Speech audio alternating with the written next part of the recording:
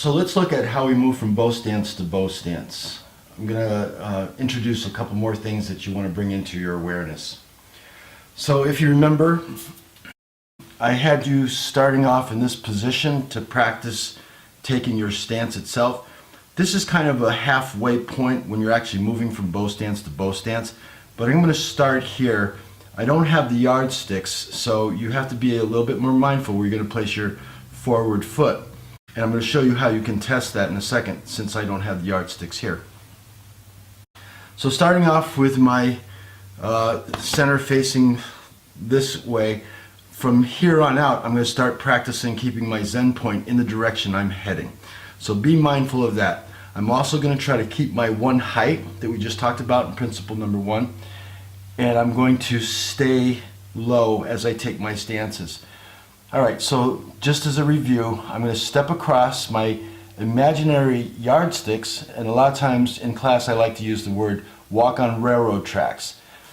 Just as a reminder, there's no weight in this foot. I should be able to pick this up and not move.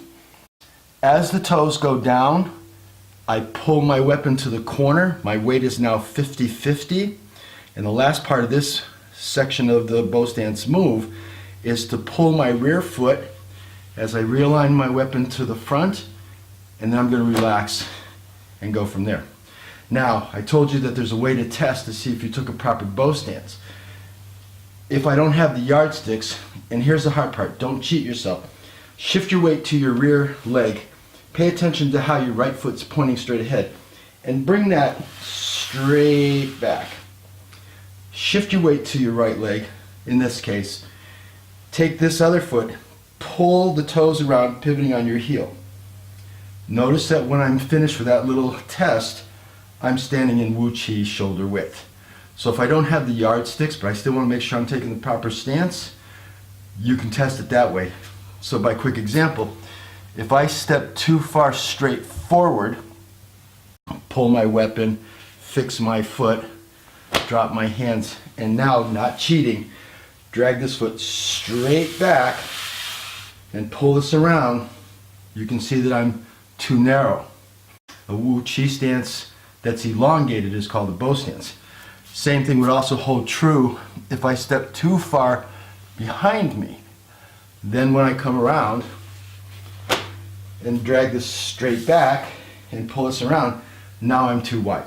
Okay, so that's one way you can practice this bow stance to bow stance transition without having to put yardsticks down and knocking them around, stuff like that.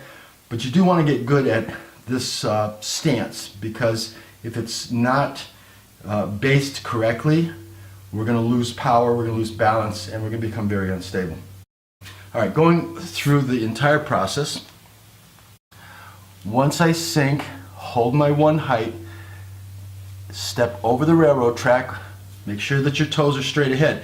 Don't be sloppy. This is going to want to go like this. So when you shift and put your foot down, it's going to be at the wrong angle. This foot should be straight ahead. Again, I like to call this the Grateful Dead step. I want those toes perfectly straight ahead. So make sure that you're thinking about where your foot's pointing in the same direction as your Zen point. As the toes go down, bring the weapon around, then pull that back foot. Now we're not going to drop the weapon here because we're going to continue forward. So in order to go forward, you have to move backwards. In other words, my weight right now is 50-50. My hips are square to the front. I'm sitting in my quad. And in order to move the right foot, I have to sit back in the left foot. So here's where the separation of yin and yang comes into play. So sit deep into that left leg, raise the toes of the right foot. Now I'm going to pivot on my heel of the right foot and push off the ball of my left foot and bring my weapon 90 degrees to the other corner. Keep my one height. So it's going to look like this. So I'm in transition, pointing over here. I'm still looking forward, got my Zen point, but my center line is on this wall that's over here that you can't see in the camera. Bring my left foot up. So here's my center step. Notice I'm still at one height. And let's take another step from here. Step over the rails, put the toes down, point to the corner, pull the back foot, and drop your weapon. Again, don't compromise this. Learn to be able to let all the muscles go instantaneously. So I want to speak about the importance of another Tai Chi Chuan rule. Always keep your knees over your toes. Now, it's very, very critical here. I've read Tai Chi magazines and other books talking about how people injure their knees doing Tai Chi. And I can see why, because you're doing this over and over, hundreds, thousands of times. If I don't make this part of my movement where I keep my knees over my toes, I will injure them eventually over time. So here's what we want to look at. I have my bow stance. When I get ready to do my transition, I'm going to sit deep into the right leg and bring up my left toes.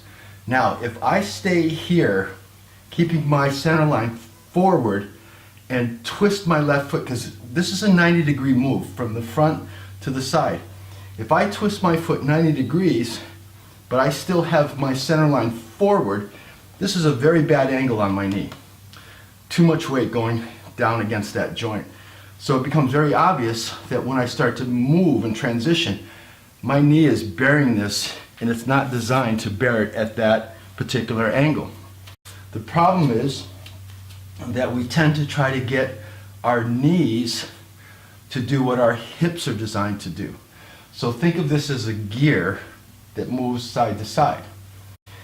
If I lock my toes to my center line and roll back, I like to say it this way, I'm going to rotate and shift my body at the same time. So this is the tricky part. If I pivot on that left heel and turn my center simultaneously, see how these stay together as one unit? I'm going to start to shift my weight over this foot so that when I get here, I've landed on it.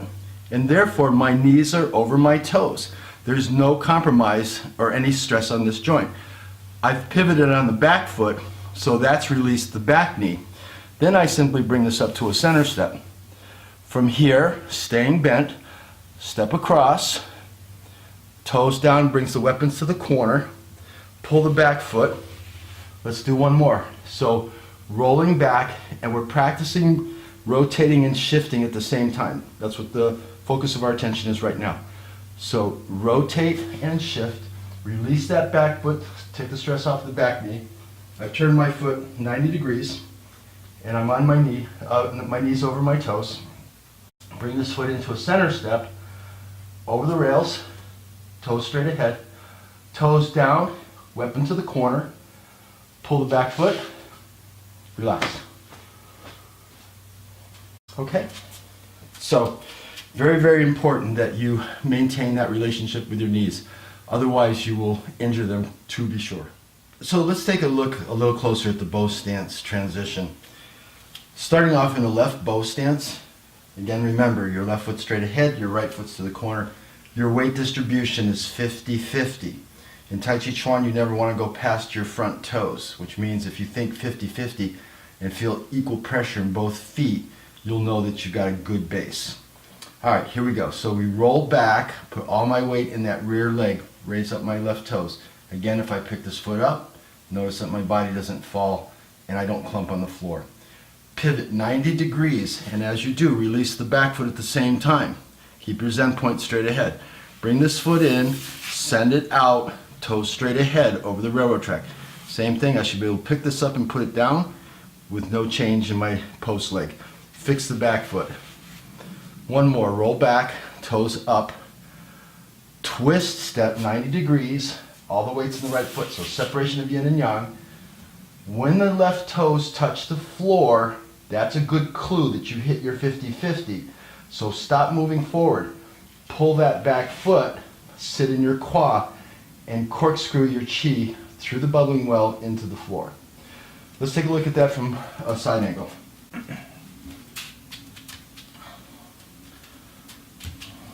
So, roll back, pick up the left toes, test yourself, make sure that you have no weight in that front foot. Twist step, 90 degrees. Release that back foot. Bring the right foot in, send it out. You're walking on railroad tracks. Again, no weight in that right foot. Remember my metaphor, test the ice. Make sure that the ice is strong enough to support your weight. Then put your weight on that foot, and once the pad of the foot touches the floor, that's when you pull the back foot. and sit in your kwa. So the whole idea is to have one continuous flow motion. So I want to address one other issue with regard to establishing your 50-50 base as you do your bow stances. You may watch some practitioners when they execute their form, they'll push their heel. Here's what I mean by way of example. I'm going to use brush knee push because I think that's a good one to use as an example. So in some stylists, you'll see them step over with the bow stance, come out like this, and then they're going to push their heel before they establish the gesture. Now, I don't understand that, because if the whole concept is to have your chi come through your legs, redirected to your hands through your hips, then everything should be moving in that one direction. So if I'm doing this in the other styles, where I brush the knee, push, and then push my heel, it's pulling me back, and I don't get any sense of having all my power and energy going forward. So the way that I've learned to do this is as we've been doing so far. Once my left toes hit the ground, visualization, I'm corkscrewing and I'm rooting this front foot. When I'm about halfway, I'm going to use my center, which is moving all along. It put my foot here, the front foot. I'm going to move my center to pull that back foot. And now, once I'm 50-50, I'm rooted in both feet. I'm corkscrewing through that bubbling well. I've got a strong base. All I have left to do is just finish with a little bit of leftover of my center to sit in the kwa and make my push. So again, to come out and push the heel makes no sense to me. So if you're going to practice with me, then you may have that as a habit from another style. I would just recommend that you give it a shot. Understand that you're rooting the front foot first, corkscrew through the bubbling well. You're going to root your back foot, sit in the kwa, and then manifest the chi in your hand.